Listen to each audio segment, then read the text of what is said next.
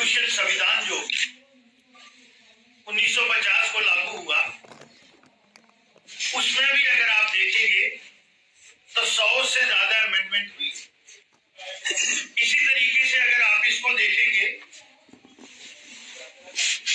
जिस विषय को लेके नॉन इशू को इशू बनाया जा रहा है अपोजिशन की तरफ से, ये जो नामकरण की वो बात कर रहे हैं, विकसित भारत जी राम जी, और इसकी फुल परिवर्तन अगर आप देखेंगे, विकसित भारत रोजगार एवं आजीविका मिशन ग्रामीण क्रांति अधिकार नियम 2025, ये इसकी फुल फॉर्मेशन है। अब वो कहते हैं कि महात्मा गांधी जी जो राष्ट्रपिता हैं उनका नाम हटाया। तो मैं उन महाशय से पूछना चाहता हूं कि मनरेगा का पहले नाम तो महात्मा गांधी मनरेगा नहीं था, और अब जब अमेंडमेंट हुई और वो लोगों के लिए, किसानों के लिए और ग्रामीण लोगों के भले के लिए, क्योंकि अगर आप मनरेगा देखेंगे तो मुझे लगता है, मैं कहूंगा वो करप्शन का एक हब बन गया। आप लोग भी फील्ड में देखते होंगे जो हमारे पत्रकार बंधु हैं, और वो नॉन ऑडिटेबल था। जब गवर्नमेंट ऑफ इंडिया पैसा दे रही है, लोगों का पैसा है, और उसका ऑडिट नहीं होगा, सीएजी भी उसकी रिपोर्ट नहीं करेगी, और फिर आप देखते हैं कि यहाँ 17-18 में एक लाइबिलिटी क्रिएट हुई। करने वाले कौन थे? ऑफिसर।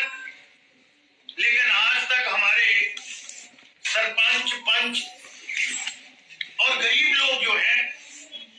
500 करोड़ से ज्यादा पैसा जो है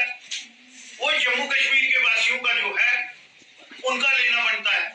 लेकिन एक्ट में ऐसा प्रोविजन नहीं था, तो इसलिए इसमें संशोधन हुआ है। सबसे बड़ी बात है कि एक इसका कॉम्प्रिहेंसिव प्लान होगा, दूसरा क्वालिटी, मनरेगा के काम पर क्वालिटी का जो स्तर रहना चाहिए था वो नहीं था, क्योंकि इसके दांत ही नहीं थे एक्ट में। फिर भ्रष्टाचार की बात तो मैंने की है, फिर पूरे हिंदुस्तान में करोड़ों के हिसाब से जो है वो डुप्लीकेट जॉब कार्ड मिले। आप लोगों को भी इसकी जानकारी होगी, और उसी से फर्जी लाभार्थी भी हैं। फिर हाजिरी जो लगती थी, काम पे आए या नहीं आए, तो काम मशीन से करवा लो तो वो फर्जी हाजिरी होती थी। और फिर सबसे बड़ी बात जो थी, जो दिहाड़ी लगाता था उसको समय पे भुगतान नहीं होता था। तो इन तमाम कमजोरियों को देखते हुए हमारी सरकार ने, भारतीय जनता पार्टी की सरकार ने ये फैसला लिया, क्योंकि मोदी जी ने कहा है ना खाऊंगा ना खाने दूंगा, और जो भी काम हो, तो इसमें एड ऑन हुआ है, कम कुछ नहीं हुआ। पहले 100 दिन का रोजगार था, अब 125 दिन का हुआ अगर आप देखेंगे, और उसको पूरी गारंटी दी गई। फिर क्वालिटी कंट्रोल की बात की गई, उसमें कोई कॉम्प्रोमाइज नहीं होगा, और फिर टेक्नोलॉजी का सहारा भी लिया जाएगा, अड़ाक अप्रोच पे नहीं चलेगा, और अकाउंटेबिलिटी होगी, रिस्पॉन्सिबिलिटी होगी। क्वालिटी कंट्रोल जहां इस किस्म की फर्जिंग होती है, फ्रॉडुलेंट रोल होते हैं, तो उसके लिए भी जवाबदेह बनाया जाएगा। फिर अगर आप देखेंगे तो इसका रूपरेखा को और बढ़ाया गया है। जैसे मैंने कहा कि 125 दिन का किया है,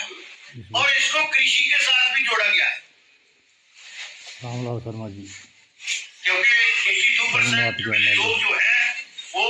भारतवर्ष में किसानी करते हैं, तो उनके रोजगार को इसके साथ भी जोड़ा गया है। बात कर रहे हैं आप फिर अगर आप देखेंगे कि इसमें कुछ चीजें ऐसी होंगी, जैसे हम जलशाएं हैं हमारी वाटर बॉडीज,